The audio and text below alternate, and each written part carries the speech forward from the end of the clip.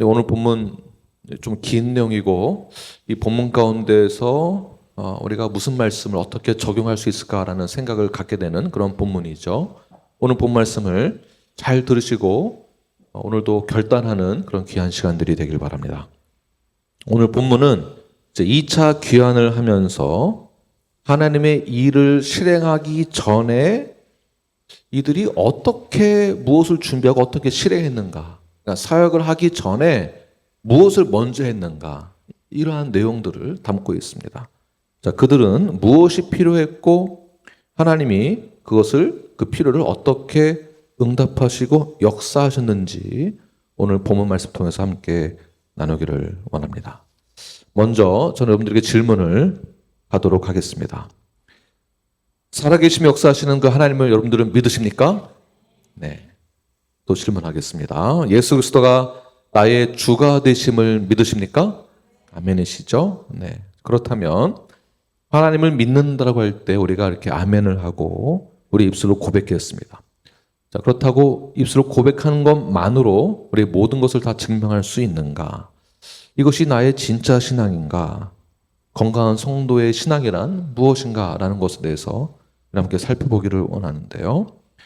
건강한 성도의 그 기준을 건전한 신앙을 가진 자들의 그 기준을 알아볼 수 있는 방법이 있는데, 그 방법은 인생의 우리의 그 삶의 갈림길에 섰을 때에, 또는 나의 인생의 위기 가운데 있을 때, 그 길목에 섰을 때에 나는 무엇을 어떻게 결정을 하는가, 나는 누구를 의지하는가, 그 결론을 보면 그 사람의 그 신앙의 기준이 무엇인지를 알 수 있다라는 것입니다.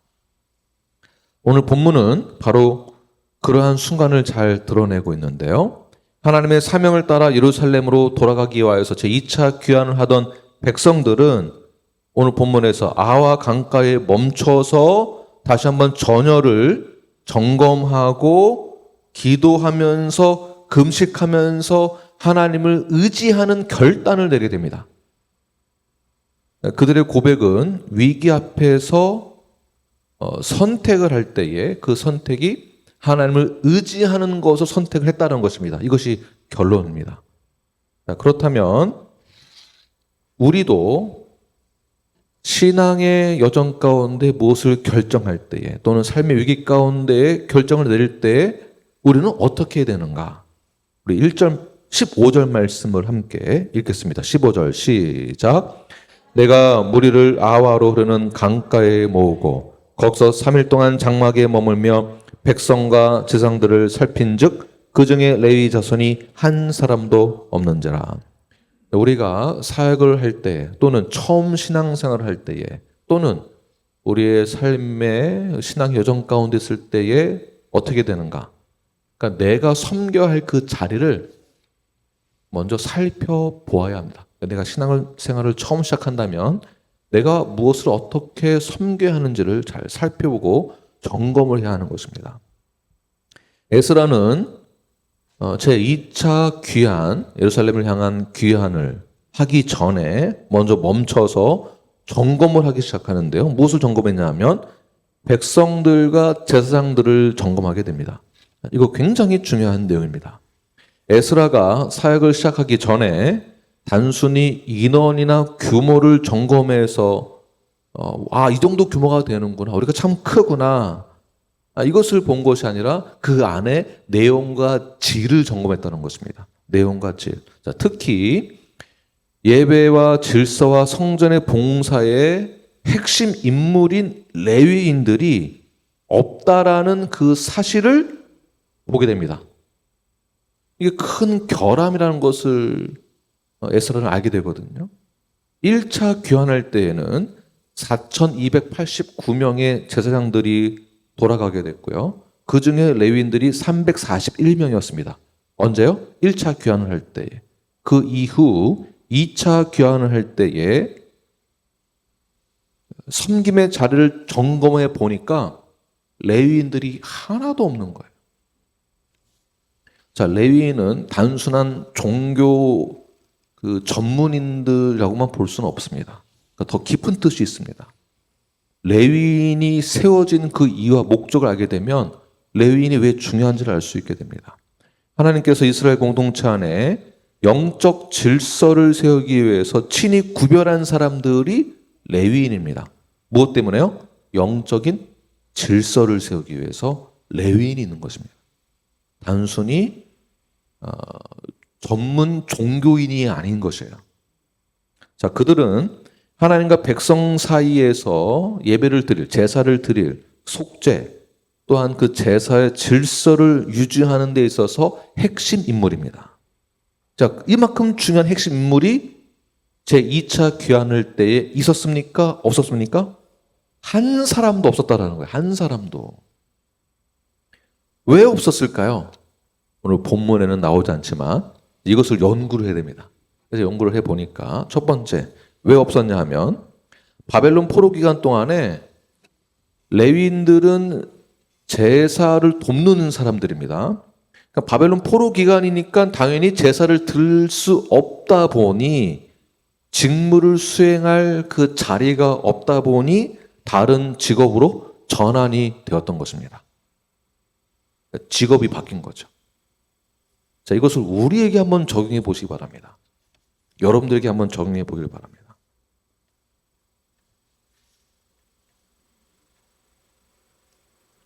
목사가 직업을 하나 더 갖는다면, 요즘에 이런 추세가 있거든요. 두 개의 직업을 갖는 거니까 목회도 하고 다른 직업을 갖는다고 했을 때, 만약 제가 술집에서 일을 한다면 상상이 안 되겠죠. 그럼 적용을 여러분들에게 해보겠습니다. 여러분들은 성도이면서 술집에서 일을 한다면 이런 거는 생각 안 해보셨죠? 제가 얘기할 때는 웃으시더니 여러분들에게 적용할 때는 웃음이 안 나오시죠? 레위인들이 이렇게 지금 직업이 바뀌었습니다. 주의를 섬기기 위해서 직업도 저희들이 잘 선택해야 한다는 것입니다. 주일 예배를 위해서라도. 제가 목회를 하면서 마약 딜러를 한다면, 마약 딜러가 돈을 많이 번다고 하더라고요. 마약 딜러를 한다면.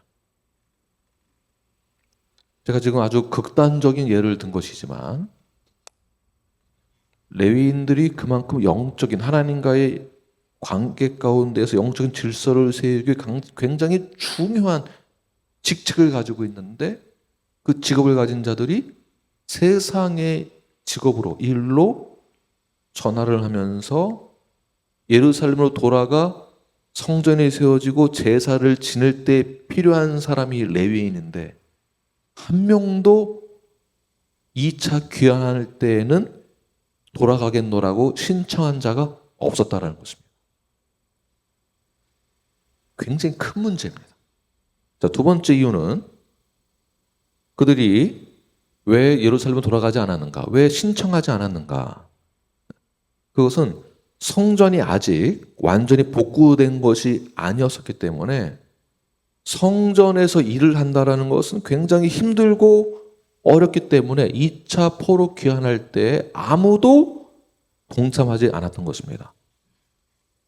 고되고 힘들고 부담이 되고 시간도 없고 이리 쫓기고 저리 쫓기고 누가 뭐라 하고, 그러니까 아무도 레위인들이 성전에서 내가 봉사하겠노라고 동참한 자가 한 명도 없었다라는 거지.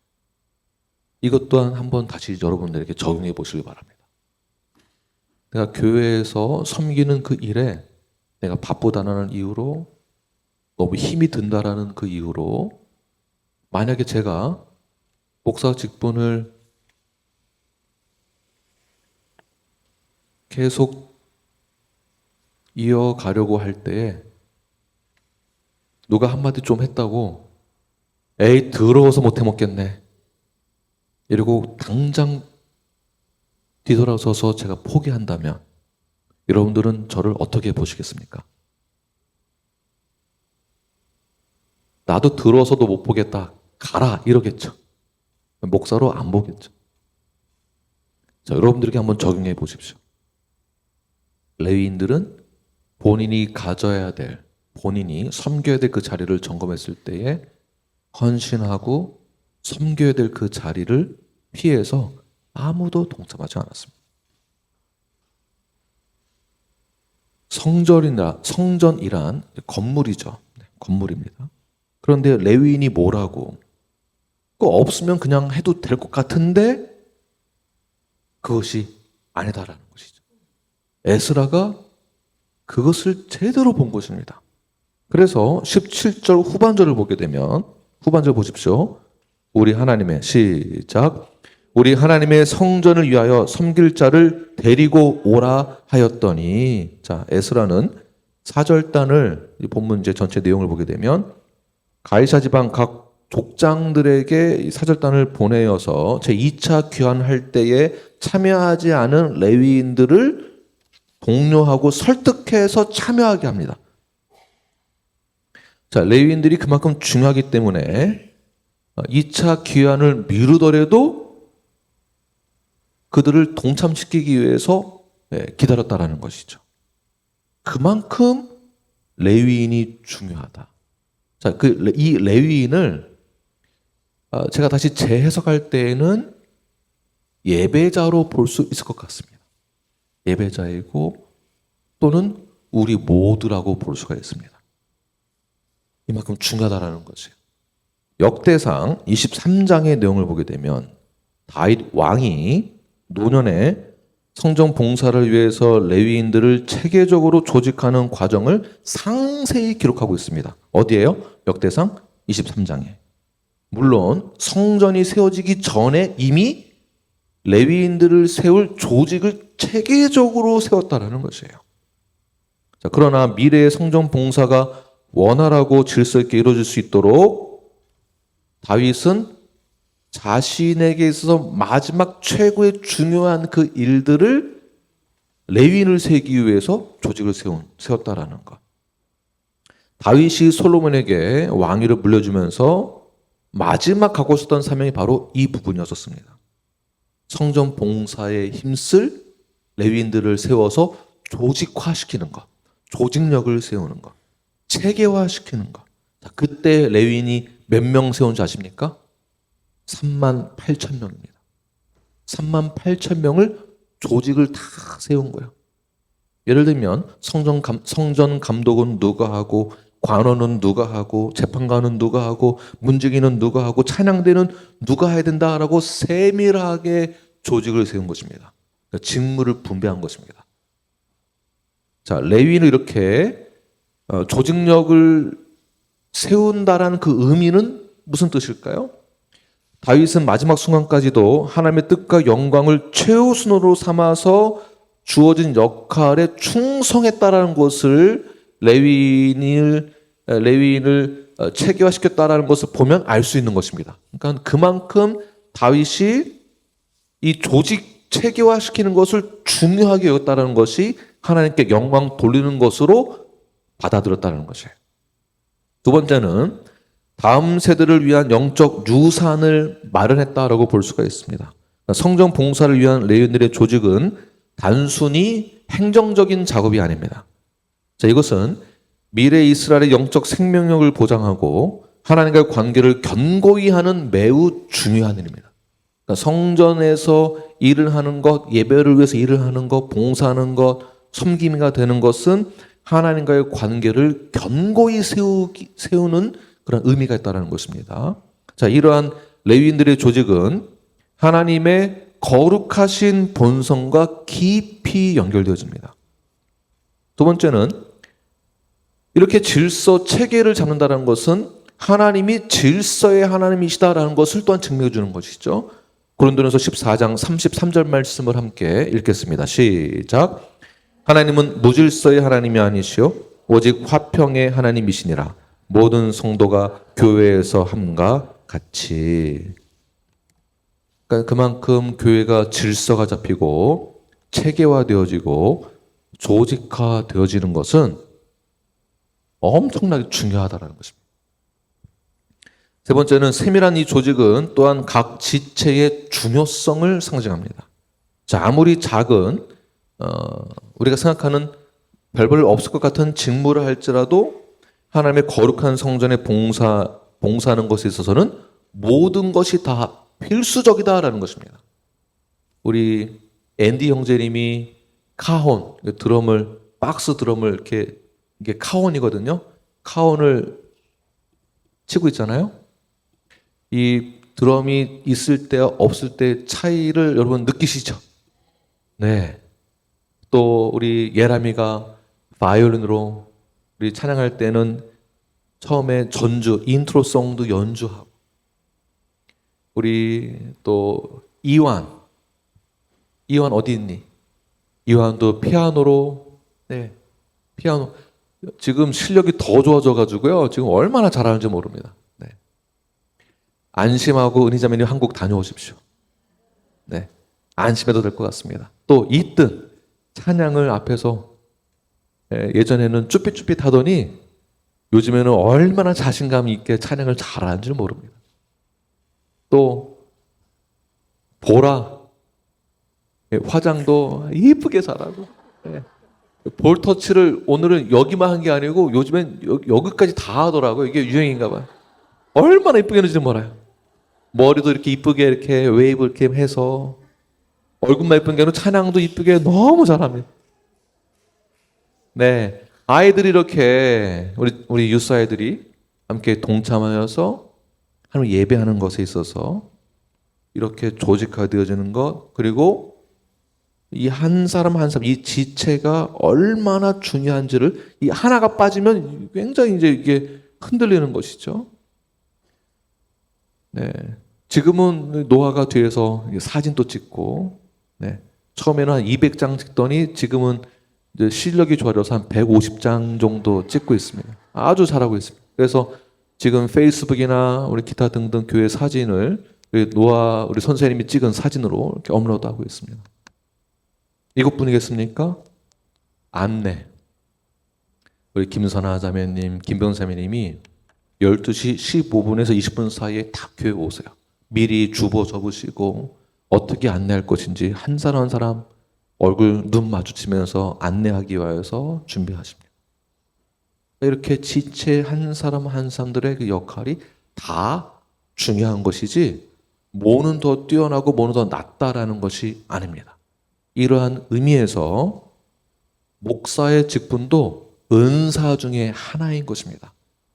목사라는 직분은, 목사가 선포하는 성경의 메시지는 제일 중요한 것이지만 직분 받은 것은, 은사는 다 똑같은 것입니다.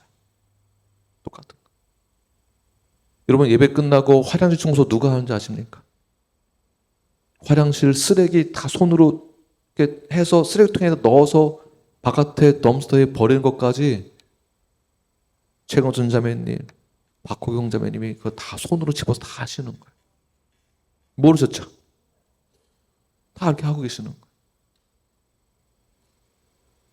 그러니까 이게 한 사람 한 사람들의 그 지체 의식이 한 몸으로 예수 그리스도의 몸된 이 몸으로 그 역할을 감당할 때, 이 교회가 그때 살아나는 것입니다. 그때 예수님의 완전한 그 교회가 빛으로 드러나게 되는 것입니다. 그러므로 우리는 하나님 맡기신 모든 일에 있어서 최선을 다해야 합니다. 그것이 직장에서의 작은 업무이건, 직장에서도, 그리고 교회 안에서 청소하는 것이나 사진이나 찬양이나 성경 교사나 안내나 헌금 위원이나 성경 봉독이나 대표 기도나 통역, 이 모든 것까지 우리는 거룩한 하나님의 구분된 레위인이다라고 여러분 생각하십시오. 우리가 하는 모든 일은 궁극적으로 하나님께 드려지는 예배이자 봉사입니다. 전체 넓게 봤을 때는. 골로새서 3장 23절 말씀을 함께 읽겠습니다. 시작. 무슨 일을 하든지 마음을 다하여 주께 하듯 하고 사람에게 하듯 하지 말라. 자, 그만큼 레위인, 예배자, 섬기는 자, 봉사자 모두가 다 중요한 것이고요. 에스라가 이것을 알았기 때문에 열정을 가지고 레위인을 찾았습니다. 18절부터 20절 말씀이 그 내용을 담고 있는데요. 우리 18절만 함께 읽겠습니다. 시작. 우리 하나님의 선한 손에 도우심을 입고 그들이 이스라엘의 손자 레위의 아들 말리의 자손 중에서 한 명철한 사람을 데려오고 또 세레바와 그의 아들들과 형제 18명과 그래서 중요한 것은 18절에 하나님의 선한 손의 도우심. 그러니까 그만큼 에스라가 레위인의 중요성을 알고 그들을 설득하기 위하여서 나아가되 무엇을 얻었습니까? 하나님의 선한 손의 도우심을 입고. 무엇이라고요? 하나님의, 제가 이렇게 말하는 거는 여러분 말씀하시라고 좀 기회를 드리는 거예요. 자, 무엇이라고요? 하나님의 선한 손의 도우심을 입고 그들에게 찾아가서 설득을 합니다. 자, 그랬더니 어떻게 됐는가? 자, 하나님의 선한 손의 도우심을 받아서 총 40명의 레위인과 느디딤 사람 220명이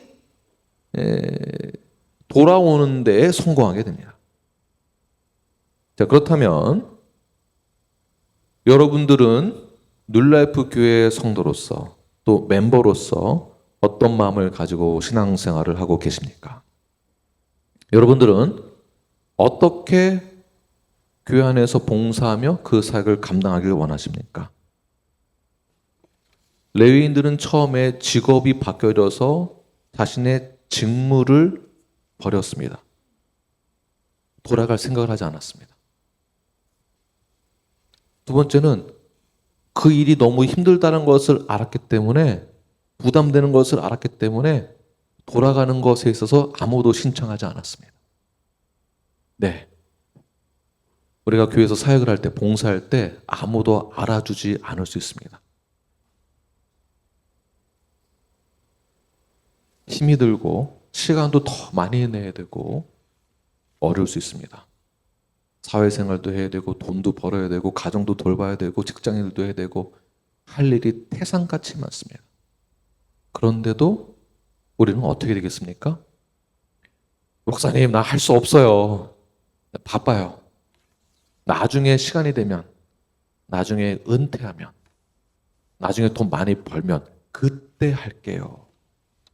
전 아무것도 할 줄 아는 게 없어요. 전 은사도 없어요. 이렇게 자세를 취하는 것이 아니라 어떻게 될까요? 네, 제가 하나님의 선한 손에 도우심을 힘입어서 작은 것 하나라도 잘 섬기겠습니다. 하나님의 나라를 세우는 그 자리에 내가 서 있겠습니다. 유명한 이런 말이 있습니다. 내 앞마당 쓰는 것이 결국 빗자루질 쓰는 것이 청소하는 것이 내 앞마당만 청소한다고 생각하지 말고 지구의 한 부분을 청소하는 것으로 생각을 해라. 그런 것처럼 여러분들이 작은 헌신과 섬김이 교회에서 나중에는 빛이 나게 되는 것입니다. 하나님 나라에서 봤을 때에는 작은 섬김이 하나님의 나라를 세우는 큰 부분을 차지하게 되는 것입니다. 여러분, 건물만 있으면 뭐 하겠습니까? 교회가 존재한다는 것은 건물의 존재를 말하는 것이 아닙니다. 예배자가 있어야 하는 것입니다.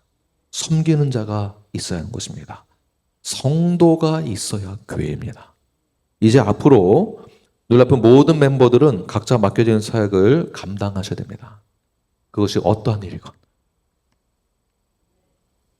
한 분만 아멘 하시고 다 좀 부담되시죠? 갑자기 졸리시고. 제가 다시 한번 말씀드리겠습니다. 이제 앞으로 모든 뉴라이프 성도들은 각자 맡겨지는 사역을 감당하셔야만 합니다. 네, 어떤 분들은 우리 동산 팀장으로, 어떤 분들은 쓰레기통 비우는 것으로, 어떤 분들은 화장실 청소로, 어떤 분들은 찬양, 어떤 분들은 헌금 봉사로, 어떤 분들은 기타 등등으로 이제 맡겨진 사역을 우리 모두가 감당하는 것입니다. 애들한테 맡겨놓고 아이고 잘하는구나 이렇게 뒷짐지고 아이고 그래 잘한다 이렇게 하지 마시고 모든 멤버들은 교회 각 구석구석 교회가 체계화되어지고 조직화되어질 때에 맡겨진 그 부분을 여러분 잘 감당하시길 바랍니다. 점진적으로 우리 뉴라이프는 세밀하게 조직을 다시 세워나가게 될 것입니다. 예루살렘에 무너졌던 성전이 다시 세워졌듯이 예루살렘에 무너졌던 정체성이 회복되어졌듯이 무너졌던 성전 봉사의 조직력이 다시 세워졌듯이 이제 뉴라이프도 2020년도에 무너졌던 교회의 사역들과 선교와 행정과 모든 그 부분에 있어서 교회의 조직이 다시 점진적으로 세워지게 될 것입니다. 지금 그렇게 하나씩 세워가고 있습니다. 제가 미리 광고 말씀드린 것처럼 9월에는 이름을 앞으로 바꾸겠지만 동산 팀장, 옛날에 우리 직책이었던 그 동산 팀장 되실 분들 신청을 받도록 하겠습니다. 자발적으로 멤버가 되시고 그리고 3단계 이상 하신 분들은 3단계가 6과목이었습니다. 6과목 이상 하신 분들은 자발적으로 신청하시고 신청하신 분들 중에 다시 6개월 동안 훈련을 거쳐서 내년부터는 소그룹 모임 리더들을 세워서 진행하게 될 것입니다. 그리고 이제 행정적인 것과 점진적으로 저도 이제 건강교회 여러 가지 기타 등등을 잘 세워가면서 이제 교육부서도 세워져 가고 있고요. 그리고 청년부도 세워져 가고 있고 청년부 회장, 부회장 뭐 다 있습니다. 네. 그리고 이제 장년부에서 조금만 더 체계를 잡기만 하면 됩니다. 이 사역에 여러분 다 참여하십시오. 우리 뉴라이프 교회의 모든 영역이 다 회복될 것입니다. 모두 동참해 주십시오. 이 말이 부담되시고 힘이 되십니까? 힘드십니까? 어렵습니까? 시간이 없으십니까? 네. 은퇴하신 분들은 시간도 많고 네, 그럴 수 있습니다. 그러나 직장생활 하시고 사업하신 분들 중에서도 여러분 레위인들이 아무도 신청하지 않았을 때에 하나님의 선한 도우심에 손을 힘입어서 40명의 레위인이 동참하게 되었던 것처럼 우리 교회 멤버 모든 40명이 적극적으로 우리 교회 모든 사역에 동참하기를 간절히 축원합니다. 두 번째는 신앙의 여정을 처음 출발할 때, 그러니까 사역을 시작하기 전에 가장 중요한 것을 점검하고 난 다음에 그 다음 무엇을 해야 되는가? 에스라와 그 백성들은 예루살렘으로 2차 귀환을 하기 전에 무엇을 했는가? 스스로를 겸비했습니다. 21절 말씀을 함께 읽겠습니다. 시작.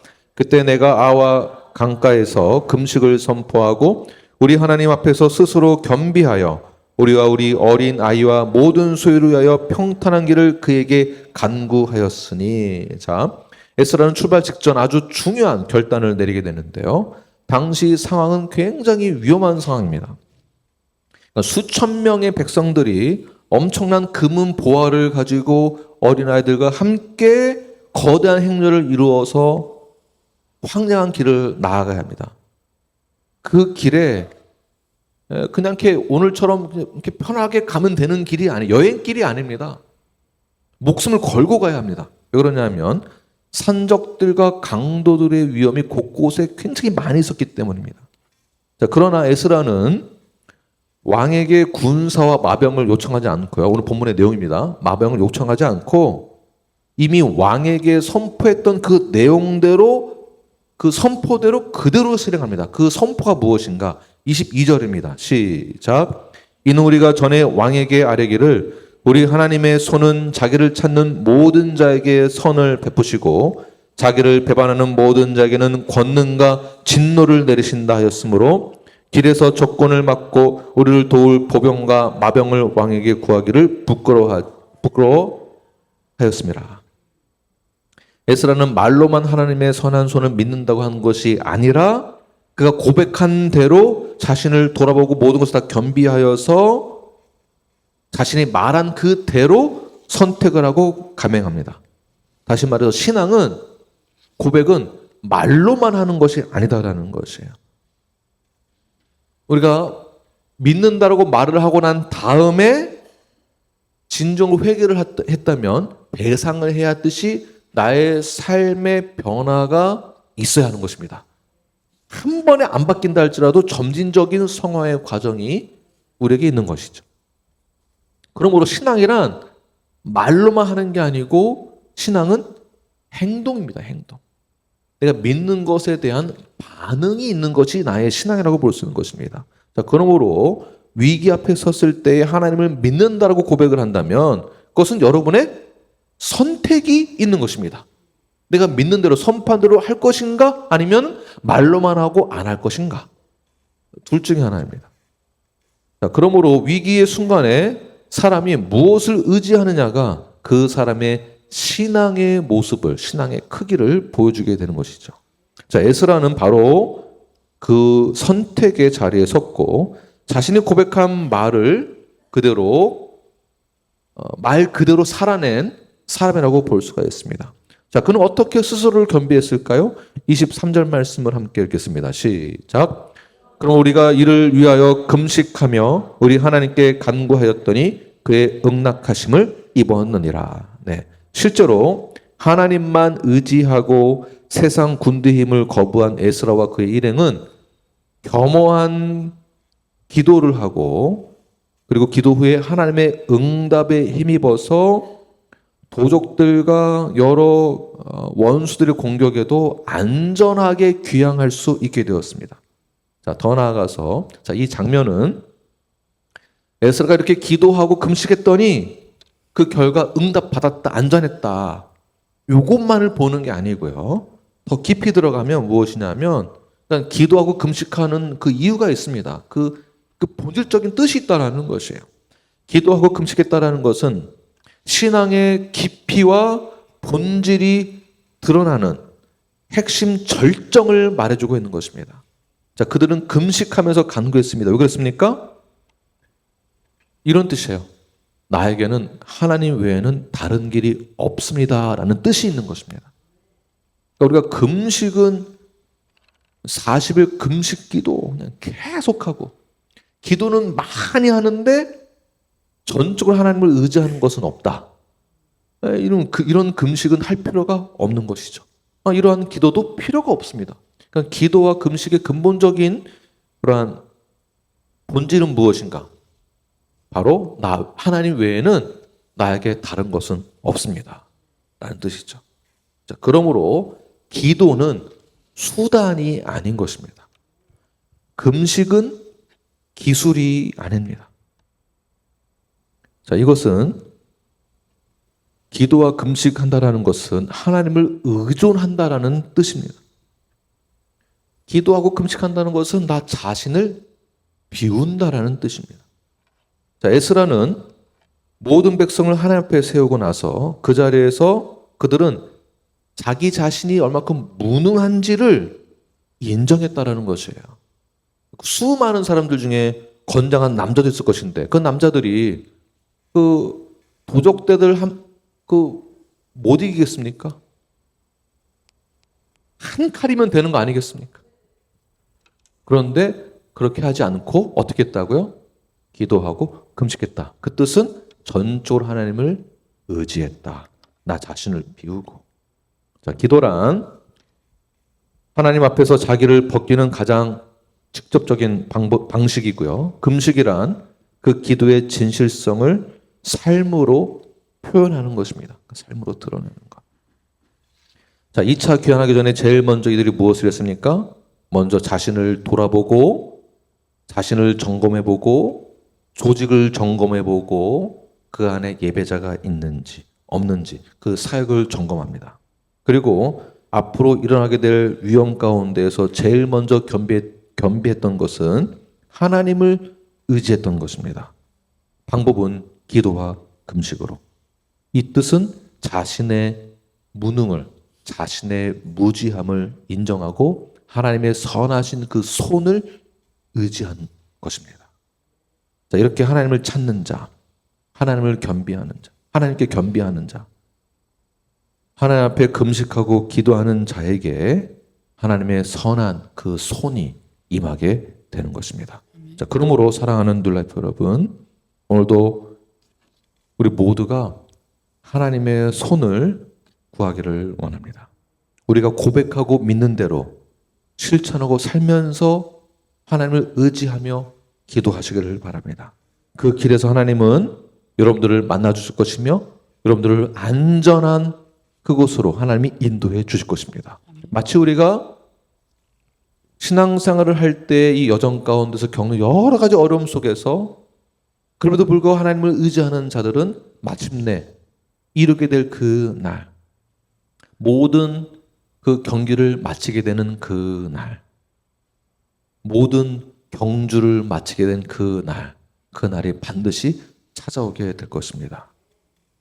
하나님은 말이 아니라 삶을 통해서 믿는 자를 드러내시고요. 우리가 그 삶으로 하나님을 신뢰할 때에 하나님은 하나님의 손으로 우리에게 응답하실 것입니다. 이제 우리 뉴라이프는 위기 앞에서, 사역 앞에서 하나님의 손을 선택해야만 합니다. 이제 교회도 건축되어질 것이고 우리의 조직도 다시 세워지게 될 것이고 이제 저희 교회도 하나씩 하나씩 복음을 전하며 전도하며 영혼을 구하며 생명을 살리며 지상대의 명령을 진행하며 나아갈 때 하나님의 나라가 질서가 세워지듯이 교회도 질서가 세워지게 되고 하나님의 그 보호하심 아래 교회가 성장하게 될 것이며 자라나게 될 것이며 모든 전 성도가 기도하고 간구할 때에 그리고 전 성도가 하나님의 손을 의지할 때에 교회는 건강하게 성장하게 될 것입니다. 저는 그 날을 꿈을 꾸며 기대하고 있습니다. 모든 성도분들이 그렇게 함께 기도하면서 한 몸을 이루어 나가는 건강한 교회가 되길 간절히 축원합니다. 기도하겠습니다.